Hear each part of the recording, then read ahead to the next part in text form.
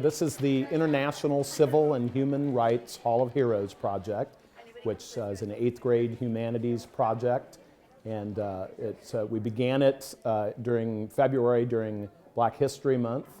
And groups of 3 to 4 8th grade students were able to choose a figure from international human rights movement or the American civil rights movement. The figures were placed in 3 categories: forefathers and foremothers of the movement, which would be mostly abolitionists, anti-slavery people from the 1700s and the 1800s, martyrs of the movement, which would be people like Dr. King, and then leaders of the movement, which would be the more contemporary people like Rosa Parks. So they spent 3 days of class time doing research on their figure. They were answering questions mainly that are focused on what these people's contributions to the human and civil rights movement were. And then after 3 days of class time, we spent a week where they created life-size portraits, like you see here, of Harry Truman. Then as a group, they chose what they thought were the 5 most important contributions that their person made to the civil rights movement, and they placed those around the portrait. Sojourner Truth. So she lived a really long time ago, like when slavery was still going on in the North, and she escaped, and she wrote a book about slavery called The Narrative of Sojourner Truth, a Northern Slave. And she also sued the government for her son's freedom because he was kidnapped. And she was the first Black woman to win against a white man. And she gave a really famous speech called Ain't I a Woman?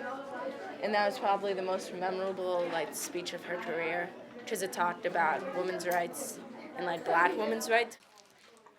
Yeah, the Dollar Doing Good project is for every 6th grader at Merrill Middle School. So in February, we gave every one of the 6th graders a $1 bill, compliments of the Merrill PTA, and sort of their vision or their goal was to take the dollar and do as much good in the community as they could. So they've had 30 days to brainstorm who in the community needs our assistance, what could they do. And there were 3 areas to focus on. They could focus on giving items to an organization.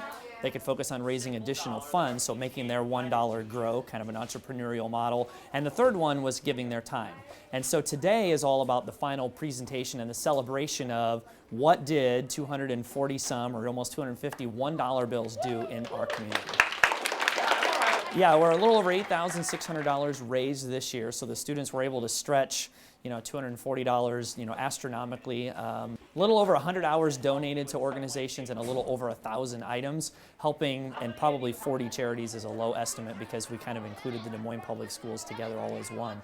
But really amazing to think that we, so to speak, turned 250 kids loose, and the amount of good that's been done over the month is really just amazing.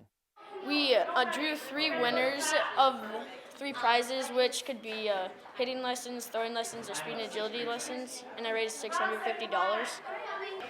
I raised money for the Miracle League too, but what we did is we went door to door for the first few days and got money from them, and then we made a website on Fundly, and we posted it on Facebook and stuff every day, and we raised $610 from that. And then the last few days we went door to door and raised money like that, and we ended up raising $910 from the Miracle Baseball League.